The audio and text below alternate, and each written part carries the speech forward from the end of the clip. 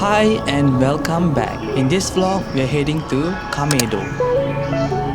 Kameido is one of those neighborhoods that people don't really talk much about.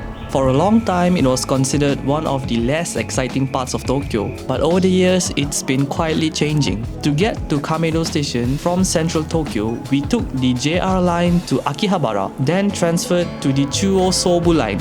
After about 20 minutes, you'll already feel like you're in a different part of Tokyo. Alright, let's go!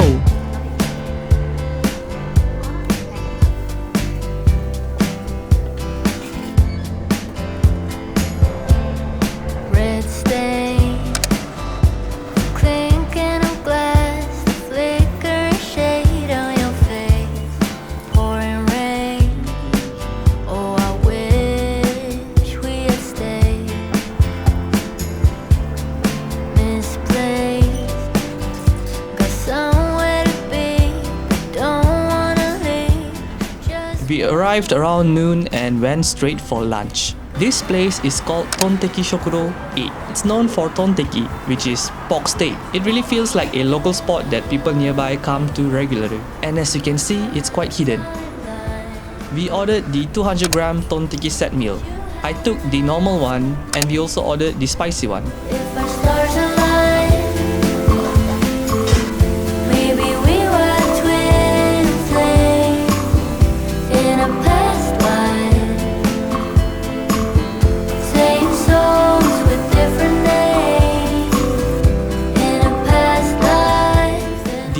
Even though there were already some cuts in it, it was very tender. The sauce was on the sweeter side. It was so delicious and packed with flavor.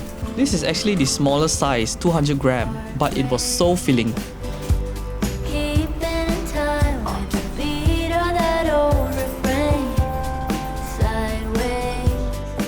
Damn good.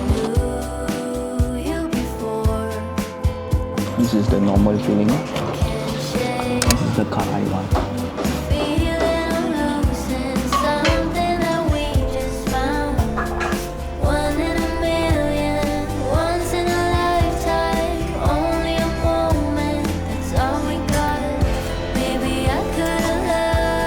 This place really felt like a hidden gem. No crowds, very calm, and a nice place to just sit down and enjoy lunch.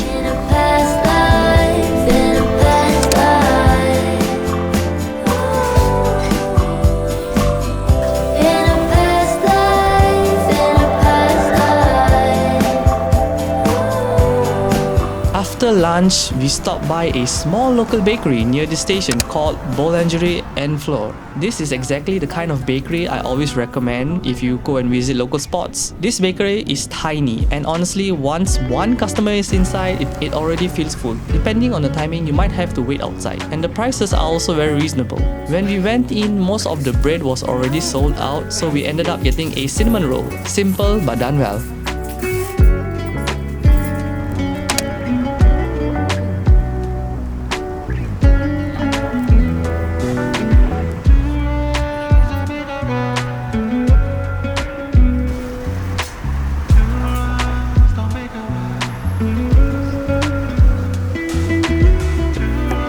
Moving on, just a few minutes from the bakery, you'll find Kameido Umeyashiki. This place works as a tourist information center, a shop selling local products, and a space for events. But it has a long history. Back in the Edo period, this area was home to a villa called Seikoan, owned by a kimono merchant. The garden there was famous for its plum trees. In early spring, people would come by boat along the nearby rivers to see the blossoms, and the area became very lively.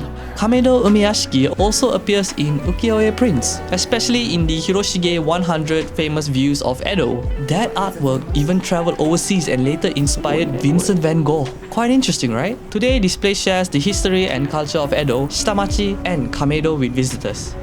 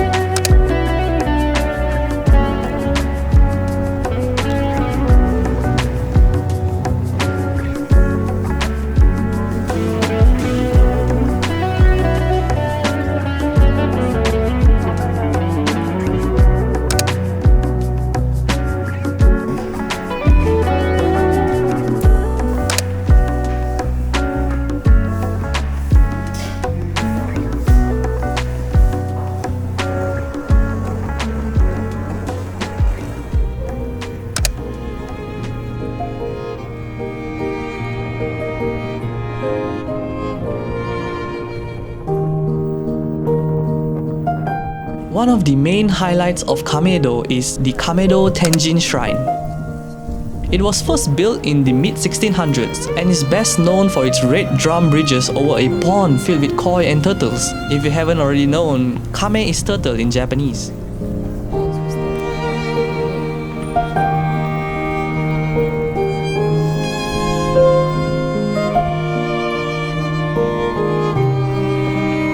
This shrine is especially popular with students and parents. It's dedicated to Sugawara no Michizane, a scholar and poet who later became known as Tenjin, the god of learning. People come here to pray for good grades and success in exams. The shrine buildings and bridges were modeled after Daizafu Tenmangu in Fukuoka, one of the most important Tenjin shrines in Japan.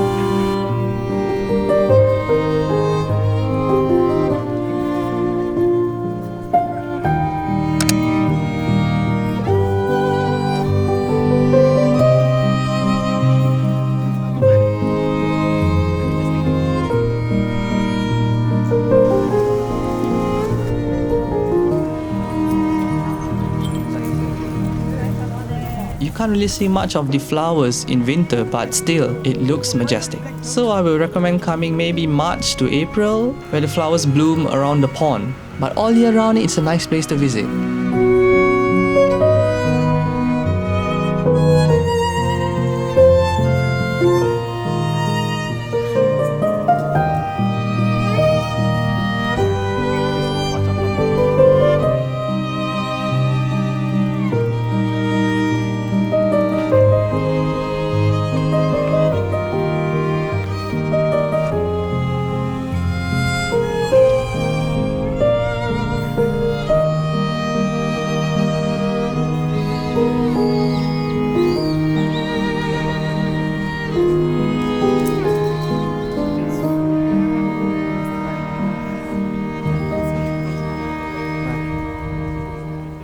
After the Tenjin Shrine, we visited another important shrine nearby, the Kameido Katori Shrine.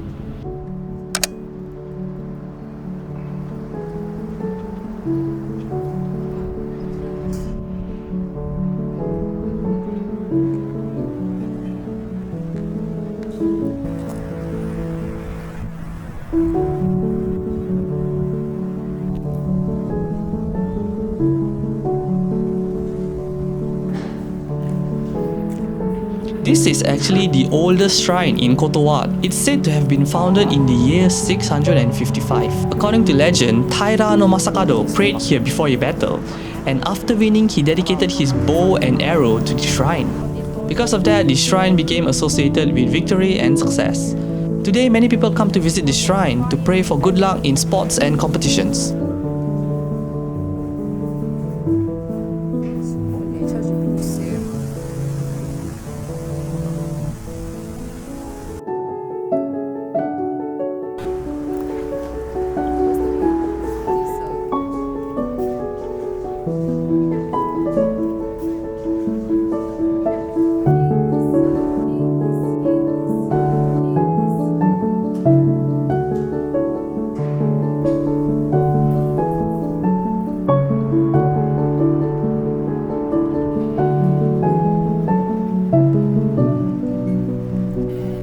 After a bunch of walking around, we took a break at a cafe called Samurai Cafe. The name sounds a bit cliche, but the coffee here is actually very good. It's located on the second floor near Kameido Station.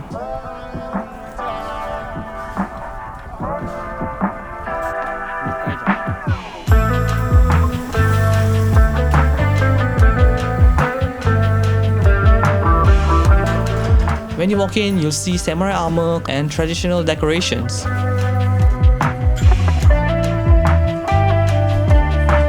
They're known for their hand-drip coffee and cold brew. You can also get meals, desserts, and even alcohol during the day. The atmosphere feels calm and a bit old school. We stayed here for a while, relaxed, and just enjoyed the vibe.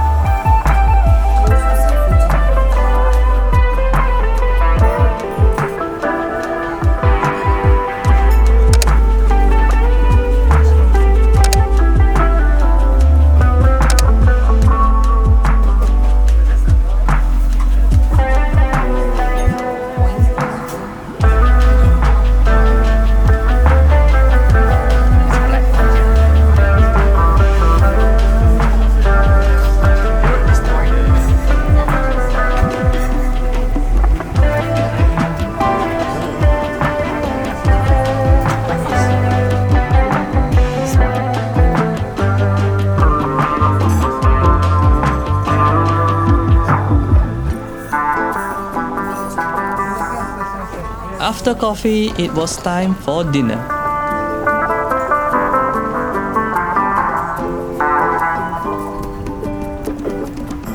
Kameido is also known for gyoza, so we went to Kameido Gyoza Honten, just a 1-minute walk from the station. This place only does one thing, fry gyoza. No side dishes, just gyoza and drinks.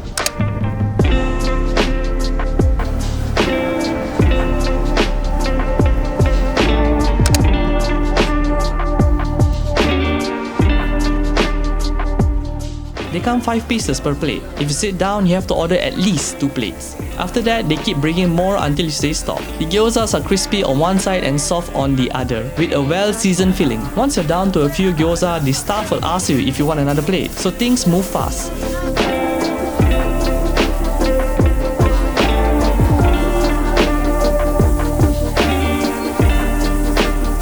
The place is simple and busy.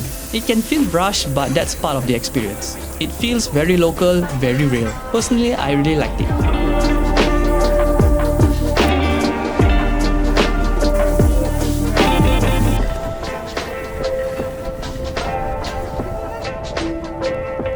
We didn't stop at just one gyoza place. To compare, we went to another spot called Fujii-ya. It's a small izakaya style restaurant known for gyoza without garlic.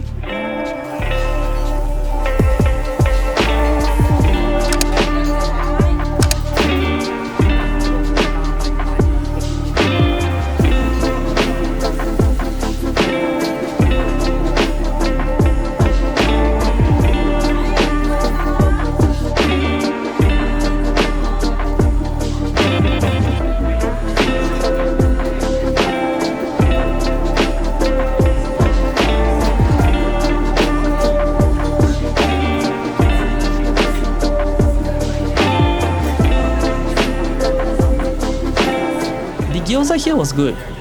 Compared to the previous place, I preferred the Kameido Gyoza Honten. That said, Fujii-ya has a wider menu including other dishes like ramen and fried rice. It's a good option if you want a full meal or if the first place is too crowded. And that's it for our day in Kameido. One thing I noticed here is how many Chinese restaurants there are. It feels a bit like a local version of Yokohama Chinatown, but quieter and not touristy. Overall, I really like the vibe of Kameido. So, thanks for watching. If you enjoyed this video, do like and subscribe for more Japan content. Stay safe, and I'll see you in the next one. Ja ne!